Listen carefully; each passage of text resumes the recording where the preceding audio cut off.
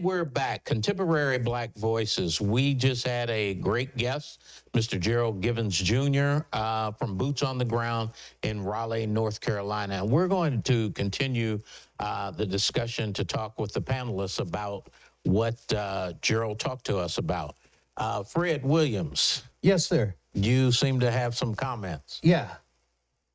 Do away with the Second Amendment. Get rid of it. It is an enabler to all these people who think they have a right to go out and shoot people. And they do that. And this whole idea, well, you know, if we do away with all the guns, only the criminals will have them. Well, there are potential criminals that have them. They don't become criminals until they go shoot 18 people like that guy just did recently, or they go into a church and kill people praying. Get rid of the amendment. You're like Dennis the Menace. We said we were going to keep you calm and sedated today.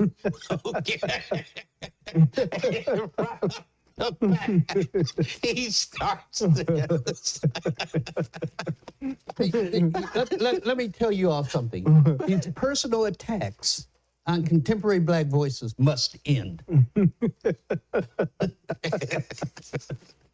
Mr. Alexander. I just wanted to make that point. I think that the Second Amendment serves no good purpose in this country, just like when they passed the amendment doing away with alcohol.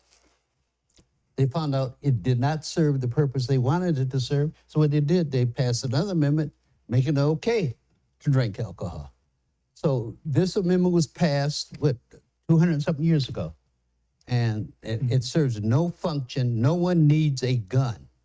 No one needs a gun. If you have a decent, civilized, moral society, you don't need guns. And before I let Caleb answer, I just want to Am I still Dennis the Menace? No. I'm just getting ready to tell you, I actually agree with you. Oh, wow.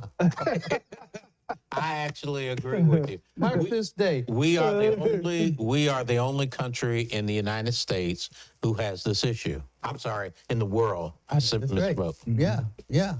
And they blame it on mental health, but they have mental health problems all over the world, but they're not shooting up everybody.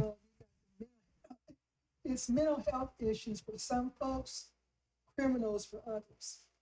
Okay, I agree with that. No? Everybody's looking at me. I Yeah. agree. You're the one with all the guns. It's an anachronism. I agree. Of course, it wasn't. The Second Amendment wasn't designed at a time when you had AK-47s or drones that could, you know what I mean, that could kill you from 10,000 miles up. So yeah. So I mean, and the idea that it's going to stop a repressive government is laughable.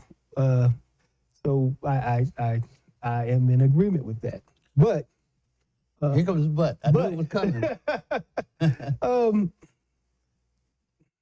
Are we ever going to be able to get rid of it? So that's the point. Since we can start by doing away with the Second Amendment, closing all these gun stores that sell guns, stop the manufacturers from selling them, and that we could start there. You know, I agree with you, but the problem is that the Second Amendment is, as you say, an enabler for lobbyists and the elite gun makers, the producers of guns, to make a lot of money. So they've already their whole marketing campaign is built on the right to bear arms.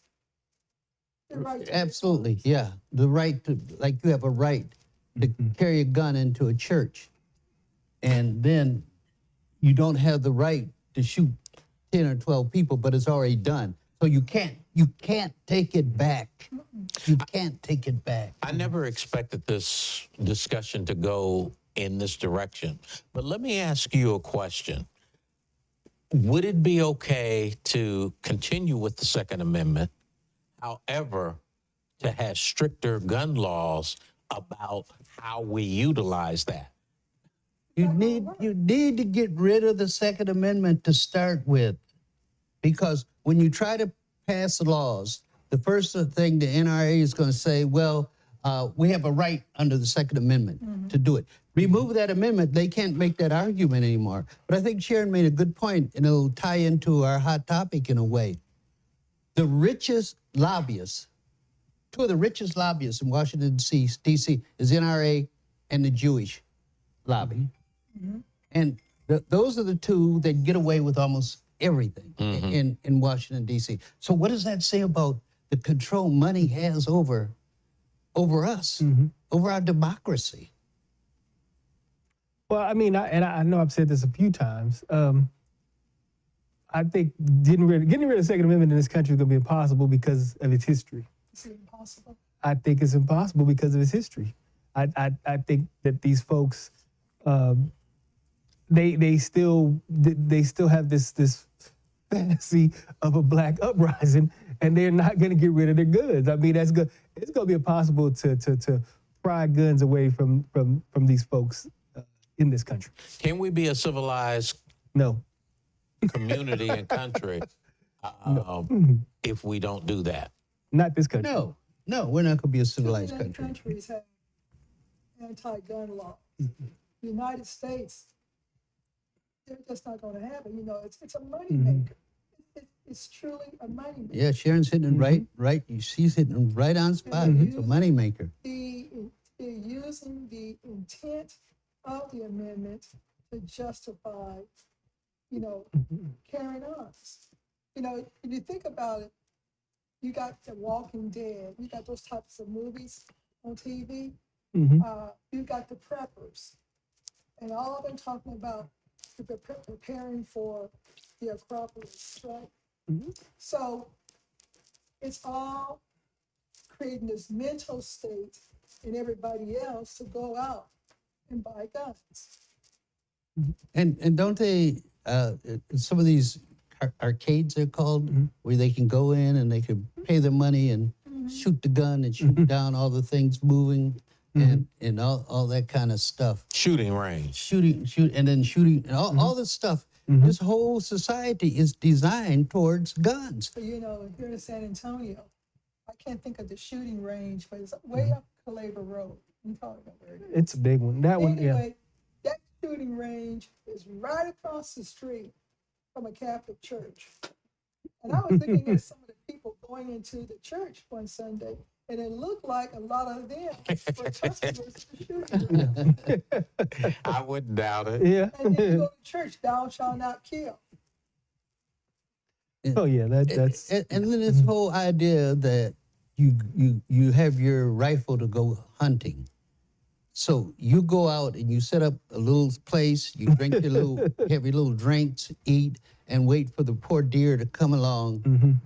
And this deer is not bothering you at all. And from 100, 200, then you take this high-powered rifle and shoot and kill it.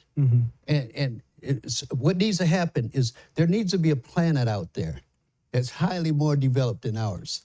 And they look down here and they say, well, we got these high-powered weapons. Let's just set up a spot and start shooting those people.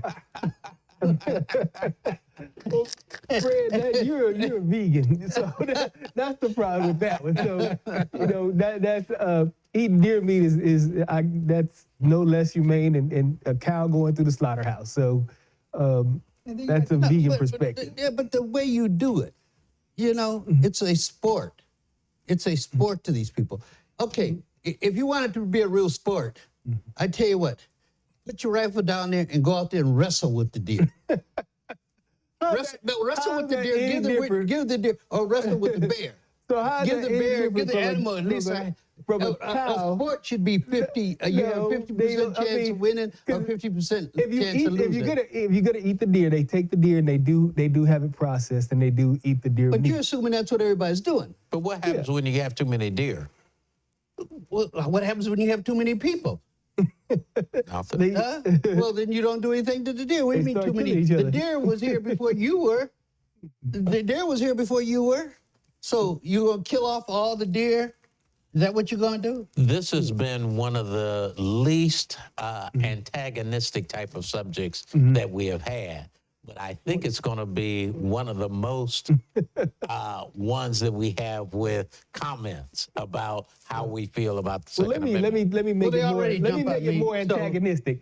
I do believe in gun ownership. So Why?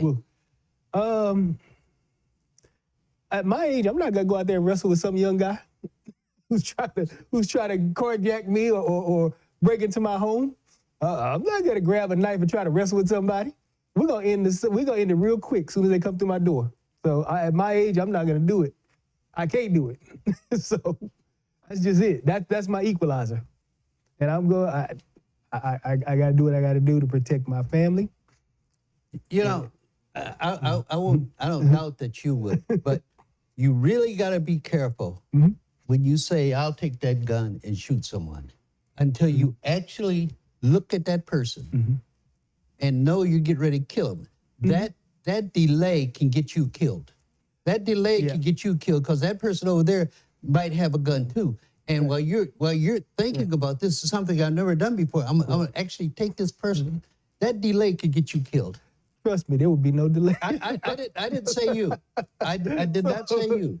But I said a lot of people will have that moment that they think about it and they'll be dead. I'd be that Barney Fife guy that everybody gets shot. Okay. We're talking about the guns that we can go into the store to purchase.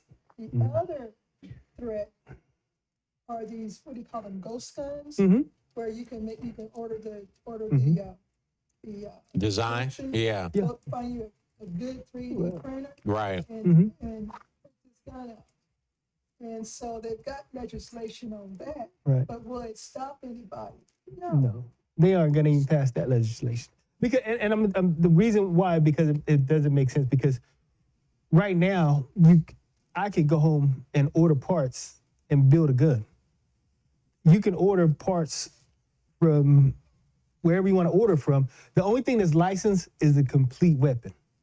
But parts, you can order parts to mail order all day So long. you can build a gun. You can build a gun. Make sure I don't say, if you hear me saying something you don't like, stop me. Anybody can build one. I mean, it's just. I You're mean, dangerous. No, it's easy to put it together. You're dangerous. No. Yes, no. you are. It's easy to put it together. You though. are dangerous. Fred, you can put together a gun. No, I can't because You I'm not could. going to get the parts. You good. You can put together a gun if No, you I- got the parts to it. You just don't want but to. I don't want to. Yeah, and I that's don't the think only thing- anybody should want That's to the put only thing that's together a stopping you gun. because you don't want to. But you can Right. put together good. But that's important that I don't want to. And then I'm susceptible to people like you that can put a gun together and go into an HEB and start shooting up everybody. My wife and I were in an HEB yesterday, and I just looked around at all these people. I said, there only has to be one of them crazy. And I was looking for places to escape. we're at the way back, you know, all the meat is. I was thinking about pushing my wife into the meat thing or how we can go all the way into the back thing. Now, those are thoughts I shouldn't have You to. really have an experience when you go to the store. Yeah, But it's a true feeling too, that, it's kind of like, given the increase in gun violence, I tend to go into a place to figure out where all the exits are, yeah. and knowing that I can run helps, because I might be able to, get back there before, a bullet comes to me. But people are starting to think like that. Where are the exits? It's how can I get out of here? This has been a very interesting conversation that we've had, and I think one of the first ones that I know that I think that most of us probably agree on the subject that we have. But as we go to the break, Fred, can you tell people what's coming up next? Oh, what's coming up next is we're going to discuss, is enough enough? We're going to look at what's happening in the Gaza and the slaughter that's taking place there. We'll be right back with Hot Topics.